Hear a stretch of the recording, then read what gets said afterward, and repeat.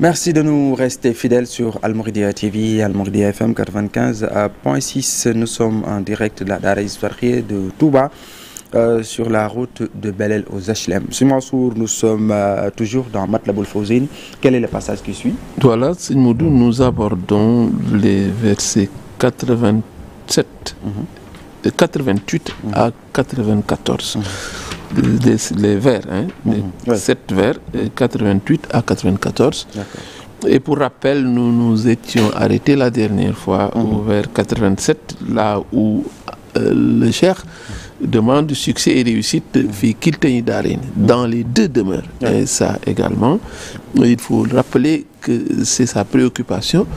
Et nous avions dit que c'est un clin d'œil au titre, Matlabul Fawzayni, la quête du bonheur dans les deux mondes. Nous avions montré qu'il y a une dualité constante qui est présente dans ce poème et une dualité qui se trouve au cœur même de l'islam. C'est pourquoi il continue dans le même sens, disant au vers 88,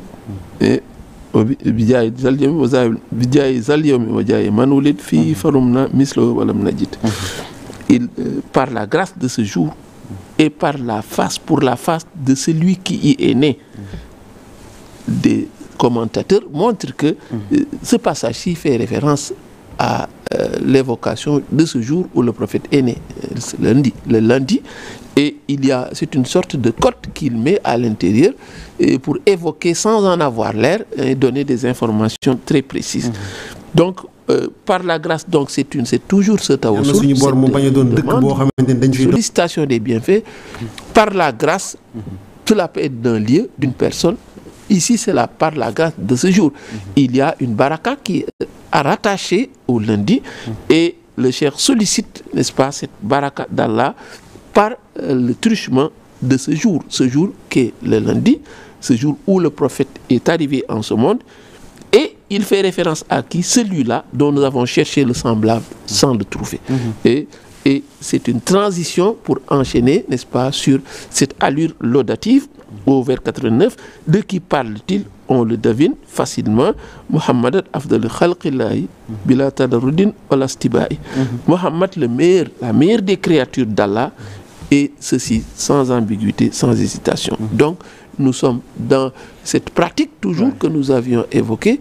Il disait que quand on prononce le nom du prophète sans prier sur lui, on fait preuve, n'est-ce pas, d'une chose très funeste qui est l'avarice. L'avarice au plan spirituel est très néfaste.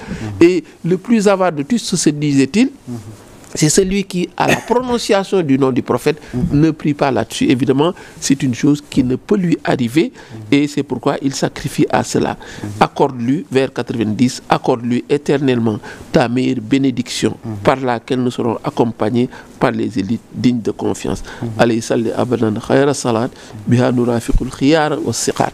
Donc, ouverture, glissement vers cette prière de le prophète. Ensuite, nous avions montré qu'il y a un long chapitre où il évoque ce dont il veut qu'Allah le prémunisse, ce qu'il redoute et qu'il rejette. Il y a ensuite, toujours dans la dualité, ce qu'il veut s'attirer, ce qu'il recherche en ce lieu. Il dit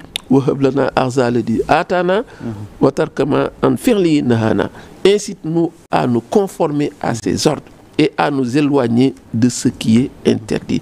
Là, il remet sur la table la double injonction qui est le link entre le disciple et son maître, mais qui est le link entre l'esclave et le créateur, tout simplement.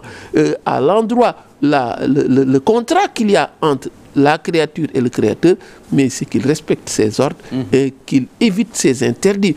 Et on se rappelle que le vénéré Cheikh Ahmadou Bamba, quand il quittait Mbacké Kadior, l'injonction qu'il avait donnée, le contrat qu'il avait laissé, c'est que tous ceux-là qui veulent me suivre peuvent le faire. Tous ceux-là qui étaient venus dans les desseins d'un simple apprentissage livresque peuvent aller chercher un autre maître. Mais ceux-là qui ont la même ambition que moi, qu'ils me suivent à une seule condition, qu'ils soient là si et seulement si ils acceptent de se conformer à cette double injonction. Faire ce que je vous recommande et éviter ce que je vous interdis. Et ça, c'est le terme qui est au cœur même de l'islam. L'islam, c'est un chapelet de prescriptions et d'interdits. Donc, il y a toujours ces choses que l'on demande de faire et qu'on évite. Et le cheikh remet sur la table ce contrat-là en disant incite-nous à nous conformer à ces ordres et à nous éloigner de cette interdits. Et si on le fait, ce qu'on y gagne, c'est ce qu'il dit au vers 92. Hatta yakun kullana fil harakat muqtadiyan bi sunnatin wa sakanat. Et protège-nous au point que nous devions conformes à la sunna par nos actions et nos repos. En toutes circonstances, l'objectif, la visée du musulman, ça doit être d'être conforme à la sunna. Il dira plus loin, il corsera la mise en disant ayati wa mamati harakati wa sakanati ma sayyidina Muhammad sallallahu alayhi wa sallam.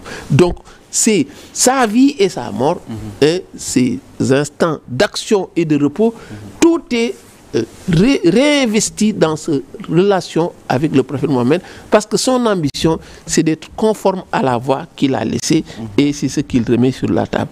Et enfin, pour clôturer, protège-nous. Il ouvre encore une autre rubrique, demande de protection. Vous voyez, il y a cette alternance chaque fois qui donne la forme d'une dualité entre ce qu'il recherche et ce qu'il redoute, ce qu'il veut s'attirer et ce qu'il veut bouter d'or, autant de choses qui sont eux-mêmes et qui se succèdent dans le poème. C'est pourquoi le dernier propos est une brèche qui commence à s'ouvrir encore sur ce à quoi il veut, Allah le Premier ministre. Protège-nous, dit-il, par sa grâce, ce prophète Mohammed, paix et salut sur lui.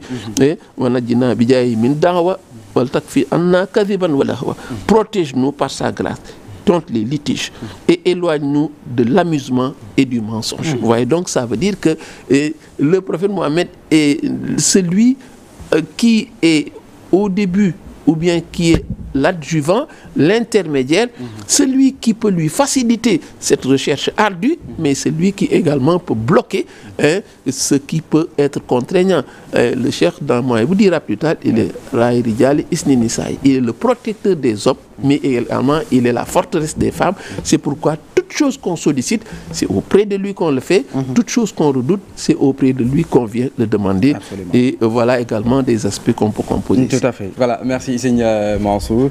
Toujours dans Matlaboul Fawzi, on voit le cheikh qui poursuit, n'est-ce pas?